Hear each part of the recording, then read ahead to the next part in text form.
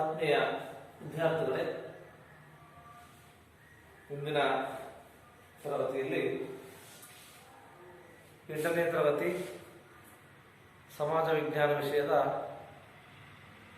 ಇತಿಹಾಸ ವಿಭಾಗದಲ್ಲಿ ಬರ್ತಕ್ಕಂಥ ಆಧಾರಗಳು ಎಂಬ ಅಧ್ಯಯನದ ಬಗ್ಗೆ ಇವತ್ತು ನಾವು ತಿಳಿದುಕೊಳ್ಳೋಣ.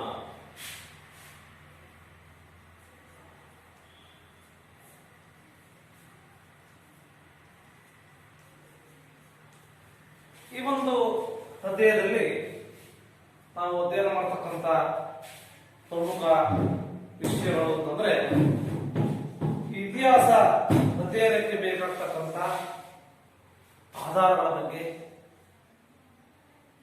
ಆಧಾರದ ವಿಧಗಳು, ಪ್ರಾಕ್ತನ ಆಧಾರಗಳ ಅರ್ಥ ಮತ್ತು ಪ್ರಾಮುಖ್ಯತೆ, ಶಾಸನಗಳ ಬಗ್ಗೆ ಅರಿವು, ಮೌಖಿಕ ಆಧಾರಗಳು ಮತ್ತು ಇತಿಹಾಸದ ಅಧ್ಯಯನಕ್ಕೆ ಪೂರಕವಾಗಿರ್ತಕ್ಕಂಥ ಅಂಶಗಳ ಬಗ್ಗೆ ನಾವು ಇವತ್ತು ತಿಳಿದುಕೊಳ್ಬೇಕಾಗುತ್ತೆ. ಇತಿಹಾಸ ಅಂತಕ್ಕಂಥದ್ದು ಗತಿಸಿ ಹೋದಂತಹ ಸಂಗತಿಗಳನ್ನ ಕ್ರಮಬದ್ಧವಾಗಿ ಹೇಳ್ತಕ್ಕಂಥ ಶಾಸ್ತ್ರ. ಅಂದ್ರೆ ಆಧಾರಗಳನ್ನು ಬಳಸಿಕೊಂಡು ನಾವು ಇತಿಹಾಸವನ್ನು ಬರೀತಾರೆ. ಆದ್ರಿಂದ ಆಧಾರವಿಲ್ಲದೆ ಇತಿಹಾಸವಿಲ್ಲ, ಇತಿಹಾಸವಿಲ್ಲದೆ ಆಧಾರವನ್ನ ಮಾಡಲಿಲ್ಲ. ಇದು ಇತಿಹಾಸದ ತಾತ್ವಿಕ ನೆಲೆ. ಇತಿಹಾಸಕಾರ ಒಬ್ಬ ನ್ಯಾಯವಾದಿ ಇದ್ದಂತೆ ಅಂತ. ಯಾಕಪ್ಪ ಅಂತಂದ್ರೆ ನ್ಯಾಯವಾದಿಗಳು ಪ್ರಕರಣಕ್ಕೆ ಸಂಬಂಧಪಟ್ಟಂತ ಸಾಕ್ಷಿ ಪುರಾವೆಗಳನ್ನ ಸಂಗ್ರಹಿಸಿ ತಮ್ಮ ವಾದಗಳನ್ನು ಮಂಡಿಸ್ತಾರೆ. ಅದೇ ರೀತಿ ಇತಿಹಾಸಕಾರರು ಆಧಾರಗಳನ್ನ ಸಂಗ್ರಹಿಸಿ ಅವುಗಳನ್ನು ವಿಮರ್ಶಿಸಿ ವಿಶ್ಲೇಷಣೆ ಮಾಡಿ ನಂತರ ಇತಿಹಾಸವನ್ನು ಬರೀತಾರೆ. ಕೆಲವೊಮ್ಮೆ ನಿಖರವಾಗಿರ್ತಕ್ಕಂಥ ಆಧಾರಗಳು ದೊರಕದೇ ಇದ್ದಾಗ ಏನ್ ಮಾಡ್ತಾರೆ, ಲಭ್ಯ ಇದ್ದಾಗ ಲಭ್ಯ ಇರ್ತಕ್ಕಂಥ ಆಧಾರಗಳ ಮೇಲೆ ಕೆಲವು ಊಹೆಗಳನ್ನು ಮಾಡಬೇಕಾಗುತ್ತೆ. ಹೀಗಾಗಿ ಒಂದು ಘಟನೆಯನ್ನ ಬೇರೆ ಬೇರೆ ಇತಿಹಾಸಕಾರರು ಭಿನ್ನ ಭಿನ್ನ ದೃಷ್ಟಿಕೋನಗಳಲ್ಲಿ ಏನ್ ಮಾಡ್ತಾರೆ, ಅರ್ಥೈಸ್ತಕ್ಕಂಥ ಕಾಣ್ತೀವಿ ಅಂತ. ಅದರ ಆಧಾರ ಅಂದ್ರೆ ಏನು? ಪ್ರಾಚೀನ ಕಾಲದಲ್ಲಿ ಮನುಷ್ಯರು ತಮ್ಮ ಬದುಕನ್ನು ಕಟ್ಟಲಿಕ್ಕೆ ವಿವಿಧ ಬಗೆಯ ಅನುಕೂಲಗಳನ್ನು ಮಾಡಿಕೊಳ್ತಾ ಇದ್ರು. ಮಾನವ ಸಮಾಜ ತಮ್ಮ ಅನುಕೂಲಕ್ಕೆ ಬಳಸಿಕೊಂಡಿದ್ದಂತಹ ವಸ್ತುಗಳು ಇಂದಿಗೂ ಸಹ ನಾವು ಉಳಿದುಕೊಂಡಿದ್ರೆ ಅವುಗಳನ್ನೇ ನಾವು ಆಕಾರಗಳು ಆಕಾರಗಳು.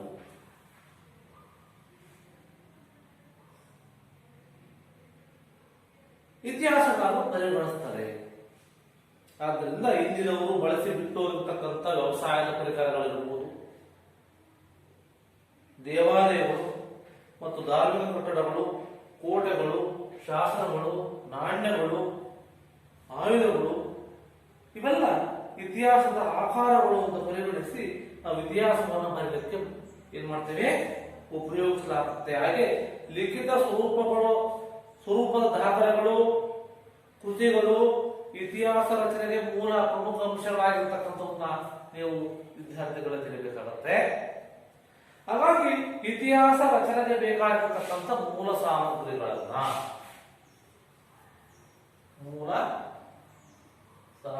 ಇತಿಹಾಸ ರಚನೆಗೆ ಬೇಕಾಗಿರ್ತಕ್ಕಂಥ ಮೂಲ ಸಾಮಗ್ರಿಗಳನ್ನ ಏನಂತ ಹೇಳ್ತೀವಿ ನಾವು? ಆಧಾರಗಳು ಅಂತ ಹೇಳ್ತೀವಿ. ಆಧಾರಗಳನ್ನ ನಾವು ಎರಡು ವಿಧವನ್ನಾಗಿ ನೋಡ್ತೀವಿ. ಅದರಲ್ಲಿ ಸಾಹಿತ್ಯಿಕ ಆಧಾರಗಳು ಮತ್ತು ಪುರಾತತ್ವ ಆಧಾರಗಳು. ಸಾಹಿತ್ಯಿಕ ಆಧಾರಗಳು, ಪುರಾತತ್ವ ಆಧಾರಗಳು.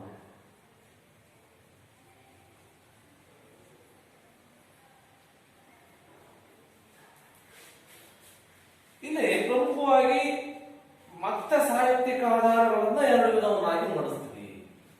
ಅದನ್ನ ಸಾಹಿತ್ಯಿಕ ಆಧಾರವನ್ನ, ಅದು ಲಿಖಿತ ಸಾಹಿತ್ಯಿಕ ಆಧಾರಗಳು, ಮೌಖಿಕ ಸಾಹಿತ್ಯ.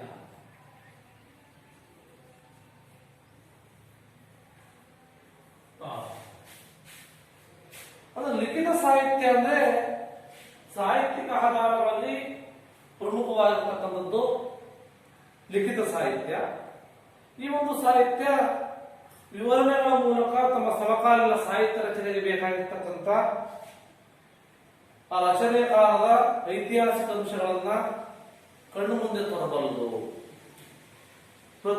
ಕೃತಿಯೊಂದು ಅದು ರಚನೆಯಾದ ಕಾಲದಲ್ಲಿ ಪ್ರಚಲಿತದಲ್ಲಿದ್ದಂತಹ ಅನೇಕ ಸಂಗತಿಗಳನ್ನ ಪ್ರತ್ಯಕ್ಷವಾಗಿ ಪರೋಕ್ಷವಾಗಿ ನಮಗೆ ಕಟ್ಟಿಕೊಡಬೇಕಾಗುತ್ತೆ.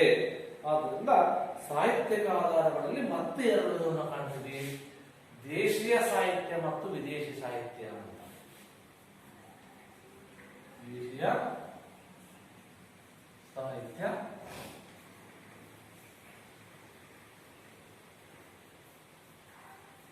ವಿದೇಶಿ ಸಾಹಿತ್ಯ. ಅದು ದೇಶೀಯ ಸಾಹಿತ್ಯ ಅಂದ್ರೆ ಭಾರತೀಯರಿಂದ ದೇಶೀಯ ಭಾಷೆಯಲ್ಲಿ ರಚನೆಯಾಗಿರ್ತಕ್ಕಂಥ ಸಾಹಿತ್ಯವನ್ನು ನಾವು ದೇಶೀಯ ಸಾಹಿತ್ಯ ಅಂತ ಕರಿತೀವಿ. ಇಲ್ಲಿ ಸಂಸ್ಕೃತ ಇರ್ಬೋದು, ಪ್ರಾಕೃತ ಇರ್ಬೋದು, ಕನ್ನಡ ಇರ್ಬೋದು, ತೆಲುಗು ಇರ್ಬೋದು, ತಮಿಳು ಇರ್ಬೋದು, ಹಿಂದಿ, ಮರಾಠಿ, ಕಾಶ್ಮೀರಿ, ಗುಜರಾತಿ, ಒರಿಯಾ, ಈಗ ಇನ್ನು ಹಲವಾರು ಭಾಷೆಗಳಲ್ಲಿ ರಚಿತವಾಗಿರ್ತಕ್ಕಂಥದ್ದು. ಅವುಗಳನ್ನು ಆಹಾರಗಳಾಗಿ ಉಳಿತವೆ. ಅದರ ಪ್ರಮುಖವಾಗಿ ಕೌಟಿಲ್ಯನ ಅರ್ಥಶಾಸ್ತ್ರ. ಕೌಟಿಲ್ಯನ ಅರ್ಥಶಾಸ್ತ್ರ.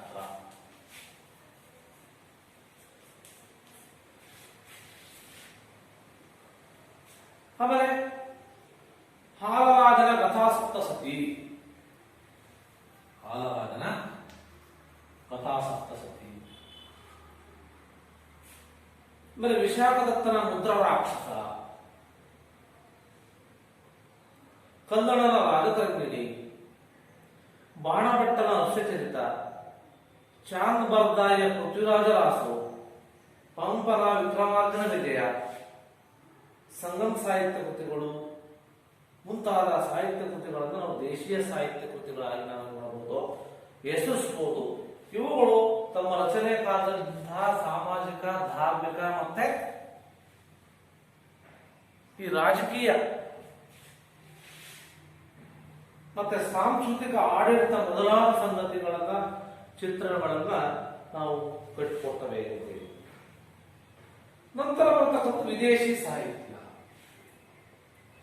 ವಿದೇಶಗಳಿಂದ ಭಾರತಕ್ಕೆ ಬಂದಂತಹ ಪ್ರವಾಸಗಳಿರ್ಬೋದು, ರಾಯಭಾರಿಗಳಿರ್ಬೋದು, ವ್ಯಾಪಾರಿಗಳಿರ್ಬೋದು, ಯಾತ್ರಾರ್ಥಿಗಳಿರ್ಬೋದು, ಅಧಿಕಾರಿಗಳು, ಮಿಷನರಿಗಳು ಮೊದಲಾದವರು ಇಲ್ಲಿನ ತಮ್ಮ ಅನುಭವಗಳನ್ನ ಬರವಣಿಗೆ ರೂಪದಲ್ಲಿ ದಾಖಲಿಸ್ತಾರೆ.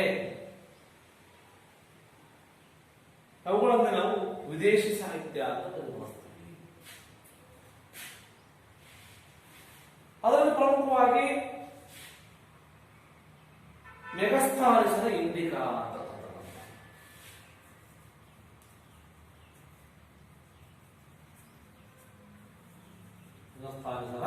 ಇಂಡಿಕಾ, ಫಾಯರ್ನ ಗೋಕೋಟಿ, ವೆಸ್ಟ್ಯಾನ್ಸನ ಸಿಯುಟಿ, ಟಾಲಮಿಯ ಜಿಯಾಗ್ರಫಿ, ಬರೌನಿಯ ತಾರೀಖೆ ಫಿರೋಜ್ ಶಾಹಿ, ಫರಿಷ್ಟರ ತಾರೀಖೆ ಫರಿಷ್ಟ, ಬಾಬರನ ತುಷ್ಕಿ ಬಾಬರಿ ಮೊದಲಾದವುಗಳನ್ನು ನಾವು ವಿದೇಶಿ ಸಾಹಿತ್ಯ ಕೃತಿಗಳು ಅಂತ ನಾವು ವಿದ್ಯಾರ್ಥಿಗಳೇ ತಿಳಿಬೇಕಾಗುತ್ತೆ. ಇವುಗಳ ಹೊರತಾಗಿ ಇನ್ನೂ ಅನೇಕ ಗ್ರಂಥಗಳು ಈ ಸಾಲಿಗೆ ಸೇರ್ತವೆ. ಯಾವಪ್ಪ ಅಂತಂದ್ರೆ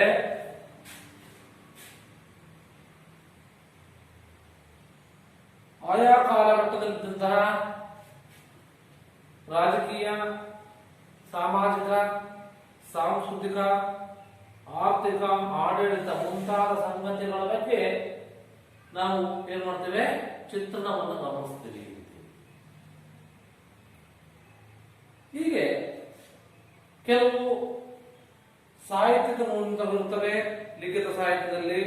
ಈ ನ್ಯೂನತೆಗಳನ್ನ ಗಮನದಲ್ಲಿಟ್ಟುಕೊಂಡು ಇತಿಹಾಸ ರಚನೆ ಮಾಡಬೇಕಾದ ಸವಾಲು ನಮ್ಮ ಇತಿಹಾಸಕಾರರ ಮುಂದಿದೆ ಅಂತಕ್ಕಂಥದ್ದನ್ನು ನಾವು ತಿಳಿಬೇಕಾಗುತ್ತೆ.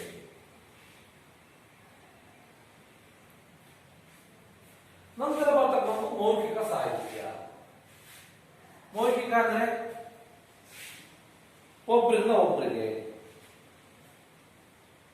ನಂತರ ಬಾಯಿ ಮಾತಿನಿಂದ ಮೂಲಕ ಒಬ್ಬರಿಗೊಬ್ಬರಿಗೆ ಎಳೆದು ಬರ್ತಕ್ಕಂಥ ಕಥೆ ಇರ್ಬೋದು, ಲಾವಣಿ ಇರ್ಬೋದು, ಐತಿಹ್ಯ ಇರ್ಬೋದು, ಜನಪದ ಗೀತೆ ಮೊದಲಾದವುಗಳಲ್ಲಿವೆ. ಅನಾದಿ ಕಾಲದಿಂದಲೂ ಮಾನವರು ತಮ್ಮ ಅನುಭವಗಳನ್ನ, ನೆನಪುಗಳನ್ನ ಹಾಡಿನ ಮೂಲಕವಾಗಿ, ಕಥೆಯ ಲಾವಣಿಗಳ ರೂಪದಲ್ಲಿ ಮೌಖಿಕವಾಗಿ ತಲೆಮಾರಿನಿಂದ ತಲೆಮಾರಿಗೆ ವರ್ಗಾವಣೆ ಮಾಡಿಕೊಂಡು ಬಂದಿರತಕ್ಕಂಥ ನನ್ನ ನಾವು ಮೌಖಿಕ ಸಾಹಿತ್ಯ ಅಂತ ಕರೀಬಹುದು. ಜನಪದರು ಸ್ಥಳೀಯ ವೀರರ ಬಗ್ಗೆ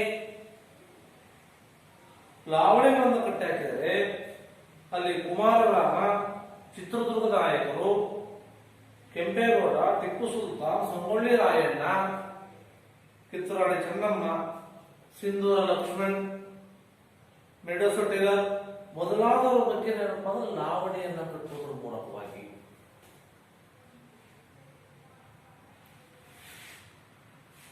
ಮತ್ತೆ ಕೆಲವು ಐತಿಹ್ಯ ಅಂದ್ರೆ ಸ್ಥಳ ಪುರಾಣಗಳ ಬಗ್ಗೆ. ಪ್ರತಿಯೊಂದು ಊರಿಗೂ ಅವರದೇ ಸ್ಥಳ ಪುರಾಣಗಳಿದ್ದಾವೆ. ಶ್ರವಣಬೆಳಗೊಳ, ಬೆಂಗಳೂರು, ಕೊಪ್ಪಳ, ಪಟ್ಟದಕಲ್ಲು, ಗೋಕರ್ಣ, ಮೈಸೂರು ಮೊದಲಾದ ಊರುಗಳ ಹೆಸರಿನೇ ಇದೆ. ಹಲವು ಐತಿಹ್ಯ ಇರುತ್ತವೆ ಅಂತ ಅಲ್ಲ. ಒಂದು ಊರು ಅಂತಂದ್ರೆ ಅದಕ್ಕೆ ತನ್ನದೇ ಆಗಿರ್ತಕ್ಕಂಥ ಐತಿಹ್ಯ ಇರುತ್ತೆ, ಸ್ಥಳ ಪುರಾಣ ಇರುತ್ತೆ ಅಂತ. ಹಾಗೆ ಪ್ರತಿ ಹಳ್ಳಿ ನಗರಗಳ ಹಿಂದೆ ಇವು ಸಹ ಕೆಲವು ಐತಿಹ್ಯಗಳನ್ನ, ಸ್ಥಳ ಪುರಾಣಗಳನ್ನು ನಾವು ಕಾಣ್ತೇವೆ. ಈ ರೀತಿಯಾಗಿ ನಾವು ದೇಶೀಯ ಸಾಹಿತ್ಯದಲ್ಲಿ ಲಿಖಿತ ಮತ್ತೆ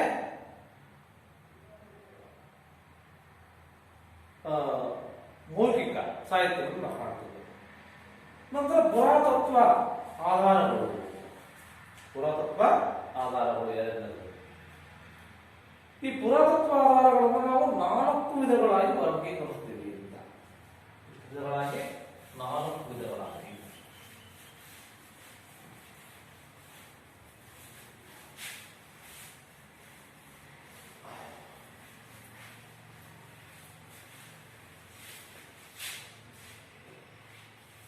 ಅದರಲ್ಲಿ ಶಾಸನಗಳು,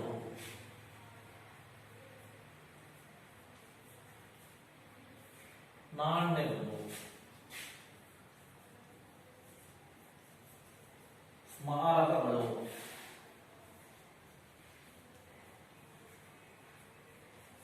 ಆಮೇಲೆ ಇತರ ಅವಶೇಷಗಳು. ಶಾಸನಗಳು, ನಾಣ್ಯಗಳು, ಸ್ಮಾರಕಗಳು ಮತ್ತೆ ಇತರ ಅವಶೇಷಗಳು.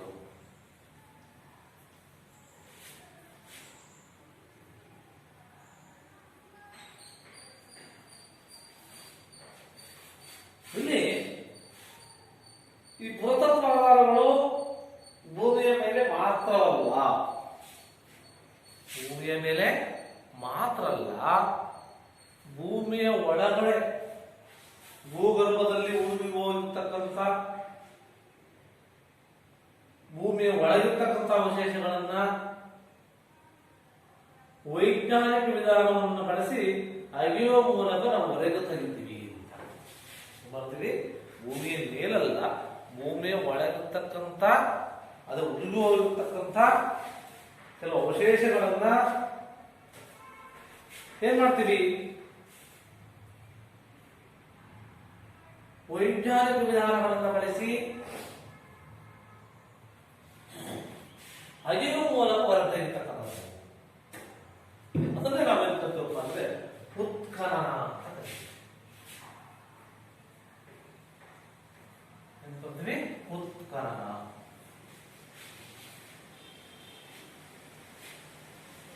ಇಲ್ಲಿ ಈ ಉತ್ಖನನ ಪರವಾಗಿ ಏನಪ್ಪಾ ಅಂತಂದ್ರೆ ಈ ಹರಪ್ಪ ನಾಗರಿಕತೆ ಬೆಳಕಿಗೆ ಬಂತು. ಉತ್ಖನನ ಮಾಡಿದಾಗ ಏನ್ ಬಂತು, ಹರಪ್ಪ ನಾಗರಿಕತೆ ಬೆಳಕಿಗೆ ಬಂತು. ಉತ್ಖನನ ಸಂದರ್ಭದಲ್ಲಿ ಕಟ್ಟಡ ಅವಶೇಷಗಳು, ನಾಣ್ಯಗಳು, ಶಾಸನಗಳು, ಮಡಿಕೆ ಚೂರು, ಬಳೆ, ಮುದ್ರೆ, ಮಣಿ, ಎಲುಬು, ಲೋಹ ಇವುಗಳೆಲ್ಲವನ್ನ ನಾವು ದೊರಕತಕ್ಕಂಥದ್ದನ್ನ ನಾವು ಮಾಡ್ತೀವಿ. ಇವುಗಳನ್ನ ನಾವು ವಿವಿಧ ವೈಜ್ಞಾನಿಕ ಮಾರ್ಗಗಳನ್ನ ಬಳಸಿಕೊಂಡು ನಾವು ವಿಶ್ಲೇಷಣೆಯನ್ನು ಮಾಡ್ತೀವಿ.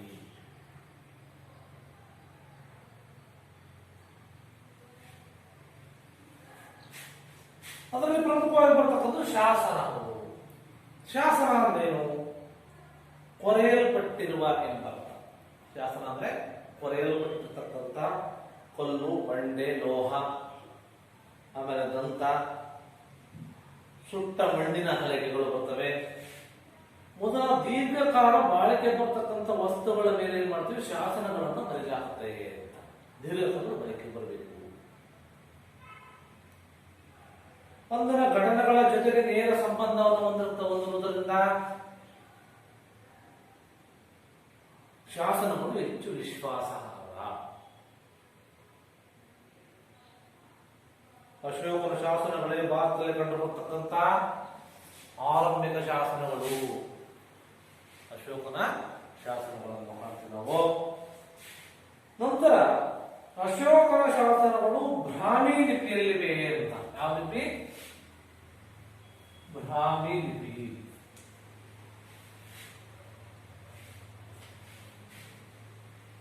ಅವುಗಳ ಭಾಷೆ ಪ್ರಾಕೃತ.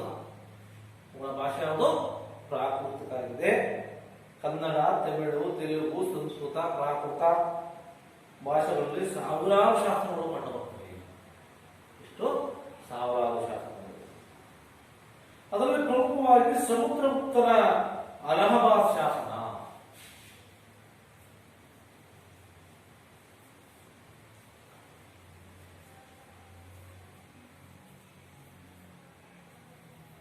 ಸಮುದ್ರಗುಪ್ತನ ಅಲಹಾಬಾದ್ ಶಾಸನ. ಎರಡನೇ ಪುಲಕೇಶಿಯ ಐಹೊಳೆ ಶಾಸನ.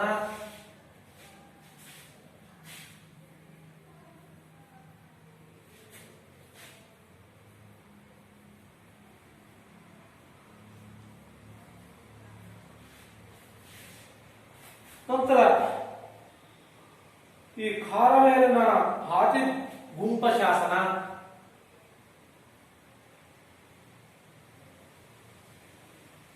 ಮೊದಲಾದವುಗಳು ಅವರ ಸೈನಿಕ ಸಾಧನೆಯನ್ನು ವಿವರಿಸುತ್ತವೆ. ಅವರು ಏನು ಸೈನಿಕವಾಗಿ ಏನು ಸಾಧನೆಯನ್ನು ಮಾಡಿದ್ದಾರೆ ಅವುಗಳನ್ನ ವಿವರಿಸುತ್ತವೆ. ಮತ್ತೆ ಈ ಉತ್ತರ ಮೇರೂರು ಶಾಸನ ಅಂತ. ಚೋಳರ ಗ್ರಾಮಾಡಳಿತ ಯಾವ ರೀತಿ ಇತ್ತು? ಯಾವುದು? ಉತ್ತರ ಮೇರೂರು ಶಾಸನ. ಇದು ಚೋಳರ ಕಾಲದಲ್ಲಿ ಅವರ ಒಂದು ಗ್ರಾಮಾಡಳಿತ ಯಾವ ರೀತಿ ಇತ್ತು. ಇದಲ್ಲದೆ ಒಂದು ರಾಜಕೀಯ, ಸಾಮಾಜಿಕ, ಸಾಂಸ್ಕೃತಿಕ, ಆರ್ಥಿಕ, ಶೈಕ್ಷಣಿಕ, ಧಾರ್ಮಿಕ ಶಾಸನಗಳು ತಿಳಿಸ್ತವೆ. ಆದ್ಮೇಲೆ ಹೆಚ್ಚು ಬರ್ತಕ್ಕಂಥ ನಾಣ್ಯಗಳು. ಶಾಸನಗಳಾದ್ಮೇಲೆ ಈ ನಾಣ್ಯಗಳನ್ನು ನಾವು ಪುರಾತತ್ವ ಆಧಾರಗಳಲ್ಲಿ ಕಾಣ್ತೇವೆ.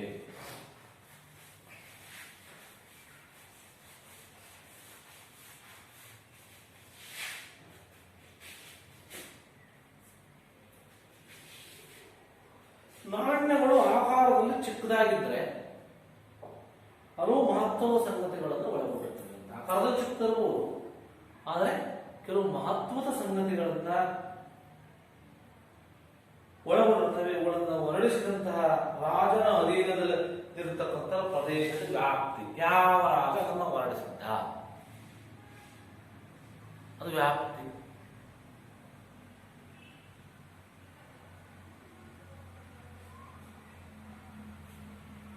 ನಂತರ ಅವರ ಆಡಳಿತ ಭಾಷೆ, ರಾಜನ ಬಿರುದುಗಳಿರ್ಬೋದು, ಅವನ ಸಾಧನೆಗಳಿರ್ಬೋದು, ರಾಜನ ಮತಧರ್ಮ, ರಾಜ್ಯದ ಆರ್ಥಿಕ ಸ್ಥಿತಿ, ನಂತರ ಲೋಹ ತಂತ್ರಜ್ಞಾನ ಮೊದಲಾದ ವಿಚಾರಗಳನ್ನ ಅರಿಯುವಲ್ಲಿ ನಾಣ್ಯಗಳ ಪಾತ್ರ ಬಹಳಷ್ಟು ಮಹತ್ವವನ್ನ ಹೊಂದಿದ್ದು, ಈ ಒಂದು ಸಮುದ್ರಗುಪ್ತ 7 ಪ್ರಕಾರದ ಚಿನ್ನದ ನಾಣ್ಯಗಳನ್ನು ವರ್ಣಿಸಿದ್ದ.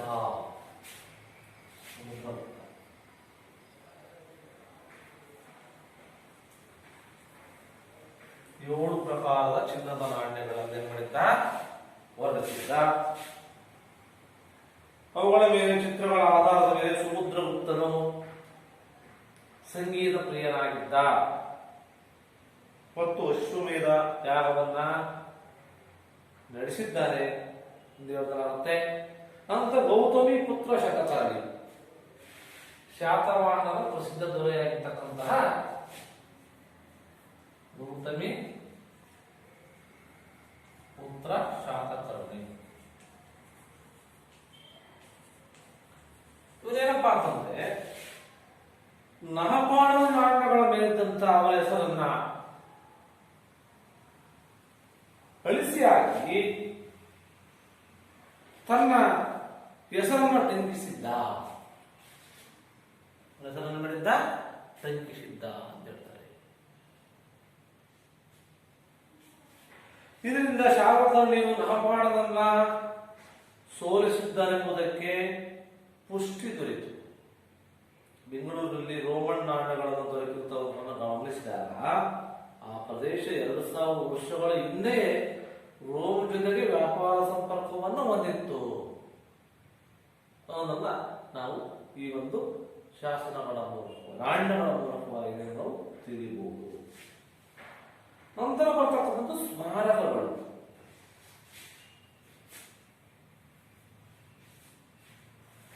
ಇಲ್ಲಿ ನಾವು ಸ್ಮಾರಕಗಳು ಚರಿತ್ರೆಯನ್ನ ಬರೆಯಲಿಕ್ಕೆ ಪ್ರಮುಖವಾಗಿರ್ತಕ್ಕಂಥ ಸಾಕ್ಷಿಗಳು. ಯಾವುದೇ ಒಂದು ಚರಿತ್ರೆ ಬರೆಯಬೇಕು ಅಂತಂದ್ರೆ ಸ್ಮಾರಕಗಳು ಸಾಕ್ಷಿ ಆಗ್ತವೆ. ಅದರಲ್ಲಿ ಪ್ರಮುಖವಾಗಿರ್ತಕ್ಕಂಥವು ಅರಮನೆಗಳು, ದೇವಾಲಯಗಳು, ಕೋಟೆ ಕೊತ್ತಲಗಳು, ಸ್ತಂಭಗಳು, ಇವೆಲ್ಲ ಇವು ಸ್ಮಾರಕಗಳಾಗಿವೆ ಅಂತ. ಅದರಲ್ಲಿ ಮೆಹರೂರಿಯ ಉಕ್ಕಿನ ಸ್ತಂಭ ಅಂತ, ಮೆಹರೂರಿಯಲ್ಲಿರ್ತಕ್ಕಂಥ ಉಕ್ಕಿನ ಸ್ತಂಭ, ನಂತರ ವಿಜಯಪುರದ ಗೋಲಗುಮ್ಮಟ, ಪಿಸುಮಾತಿನ ಮೊಗಸಾಲಗಳು,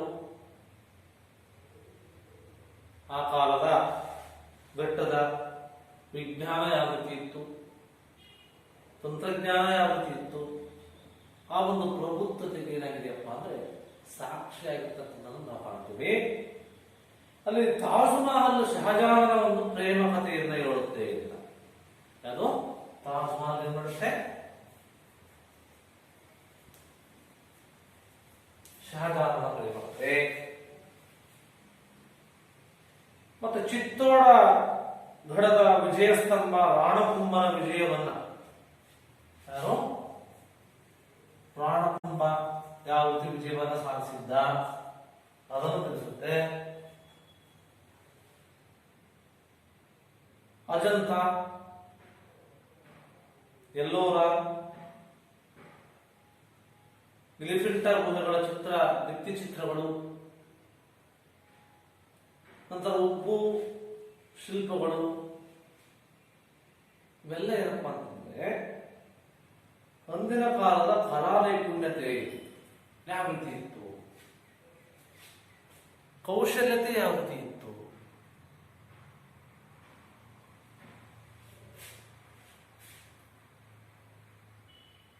ಕೌಶಲ್ಯದ ಸಾಕ್ಷಿಯಾಗಿದೆ. ಕರ್ನಾಟಕದ ಐಹೊಳೆ ಮತ್ತು ಪಟ್ಟದ ಕಲ್ಲಿನ, ಕರ್ನಾಟಕದ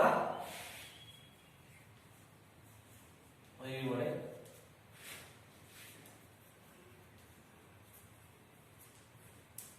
ಪಟ್ಟದ ಕಲ್ಲು, ಈ ದೇವಾಲಯಗಳು ಭಾರತೀಯ ದೇವಾಲಯಗಳ ವಾಸ್ತುಶಿಲ್ಪದ ವಿಕಸನ ಕ್ರಮವನ್ನು ಪರಿಚಯಿಸ್ತವೆ ಅಂತ. ಇದನ್ನ ವಿಕಸನ ಕ್ರಮವನ್ನ ಪರಿಚಯಿಸ್ತವೆ. ಮತ್ತೆ ನಳಂದದಲ್ಲಿರ್ತಕ್ಕಂಥ ಸ್ಮಾರಕಗಳು, ನಂತರ ಬೀದರ್ನಲ್ಲಿ ಗವಾರ ಕಟ್ಟಿಸಿದಂತ ಮದರಾಸ, ಇಲ್ಲಿ ಬೀದರ್ನಲ್ಲಿ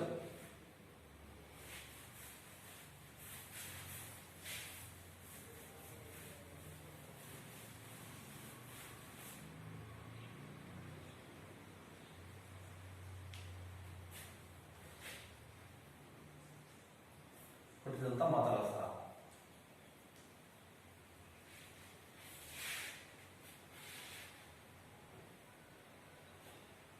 ಅಂದಿನ ಕಾಲದ ಶೈಕ್ಷಣಿಕ ಮಹತ್ವ, ಶೈಕ್ಷಣಿಕವಾಗಿ ಶಿಕ್ಷಣ ಯಾವ ರೀತಿ ಇತ್ತು? ಬೀದರ್ನಲ್ಲಿ ಮಹಾತ್ಮ ಗವಾಲಿ ಮಾಡಿದ ಮದರಸವನ್ನು ಕಟ್ತಾ ಅಂದ್ರೆ ಅಲ್ಲೇನಪ್ಪ ಅಂತಂದ್ರೆ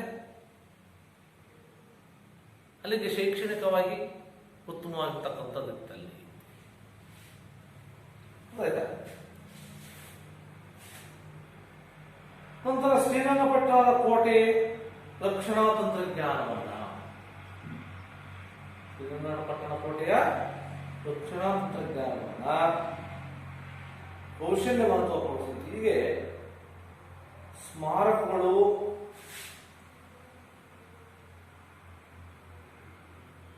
ಅಂದಿನ ಕಾಲಘಟ್ಟದ ಧಾರ್ಮಿಕತೆ ಇರ್ಬೋದು, ತಾಂತ್ರಿಕತೆ ಇರ್ಬೋದು, ವೈಜ್ಞಾನಿಕತೆ ಇರ್ಬೋದು, ಸೃಜನಶೀಲತೆ. ಸೃಜನಶೀಲತೆ ಅಂದ್ರೆ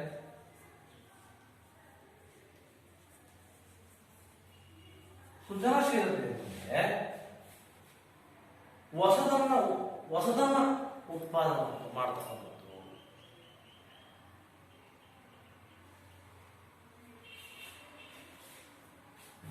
ಮತ್ತೆ ಮೊದಲಾದ ಆಯಾಮಗಳ ಮೇಲೆ ಬೆಳಕನ್ನು ಚೆಲ್ಲಿತು. ಈ ರೀತಿಯಾಗಿ ಈ ಒಂದು ಆಧಾರಗಳಲ್ಲಿ ಪ್ರಮುಖವಾಗಿ ಸ್ಮಾರಕಗಳು ಸಹ ತಮ್ಮದೇ ಆಗಿರ್ತಕ್ಕಂಥ ಒಂದು ಪ್ರಭಾವವನ್ನು, ನಾವು ಇತಿಹಾಸವನ್ನು ತಿಳಿಲಿಕ್ಕೆ ನಾವು ಅನುವು ಮಾಡಿಕೊಡುತ್ತೇವೆ. ನಂತರ ಬರ್ತಕ್ಕಂಥ ಇತರ ಅವಶೇಷಗಳು.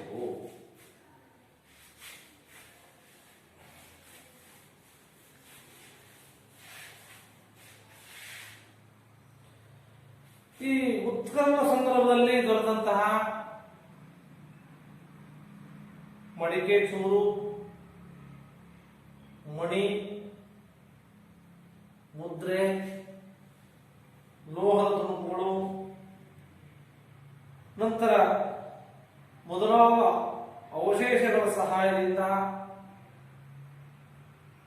ಒಂದಿನ ಸಾಮಾಜಿಕ, ಆರ್ಥಿಕ, ಸಾಂಸ್ಕೃತಿಕ ಮತ್ತು ಧಾರ್ಮಿಕ ಜೀವನ ಮಾತ್ರವಲ್ಲ, ವ್ಯಾಪಾರ ವ್ಯವಹಾರ ಇರಬಹುದು, ಆಹಾರ ಪದ್ಧತಿ ಇರಬಹುದು, ಮೊದಲಾದವುಗಳನ್ನು ನಾವು ಅರ್ಥ ಮಾಡಿಕೊಳ್ಳಲಿಕ್ಕೆ ಈ ಎಲ್ಲ ಇತರ ಅವಶೇಷಗಳು ಅನುವನ್ನು ಮಾಡಿಕೊಡ್ತವೆ.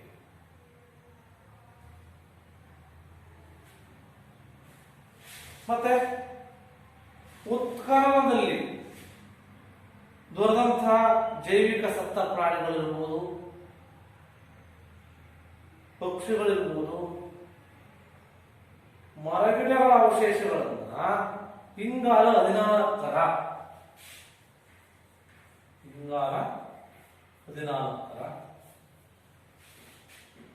ವಿಧಾನಕ್ಕೆ ಒಳಪಡಿಸುವ ಮೂಲಕ ಅವುಗಳನ್ನು ನಿಷ್ಕರ್ಷೆ ಮಾಡ್ತೀವಿ. ಏನು ನಿಷ್ಕರ್ಷೆ?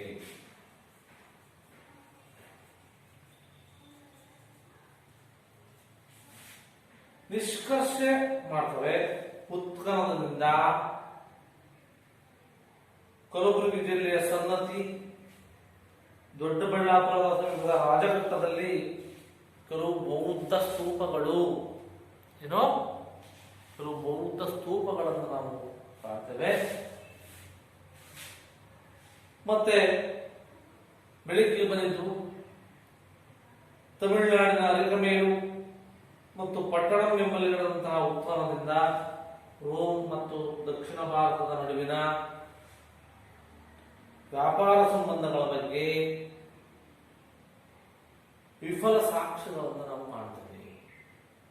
ಹೀಗೆ ಉತ್ಖನನದ ಅವಶೇಷಗಳು ಕಾಲಾಂತರದಲ್ಲಿ ಅದೃಶ್ಯಗೊಂಡ ಕೆಲವು ಸಂಗತಿಗಳನ್ನ ತಿಳಿಸಿಕೊಡುತ್ತೆ ಅಂತೇಳಿ ವಿದ್ಯಾರ್ಥಿಗಳೇ ನೀವೆಲ್ಲ ಏನ್ ಮಾಡಿದ್ರೆ ತಿಳ್ಕೊಂಡ್ರಿ. ಈ ರೀತಿಯಾಗಿ ನಮ್ದು ಇತಿಹಾಸ ರಚನೆ ಬೇಕಾಗಿರ್ತಕ್ಕಂಥ ಪ್ರಮುಖವಾಗಿರ್ತಕ್ಕಂಥ ಮೂಲ ಸಾಮಗ್ರಿಗಳನ್ನು ನಾವು ಏನ್ ಕರಿತೀವಿ?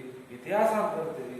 ಆಮೇಲೆ ಇತಿಹಾಸದಲ್ಲಿ ಆಧಾರಗಳನ್ನು ನಾವು ಸಾಹಿತ್ಯ ಮತ್ತು ಪುರಾತತ್ವ ಆಧಾರಗಳು, ಮತ್ತೆ ಸಾಹಿತ್ಯಿಕ ಆಧಾರಗಳು ಲಿಖಿತ ಮತ್ತು ಮೌಖಿಕ ಸಾಹಿತ್ಯ, ಆಮೇಲೆ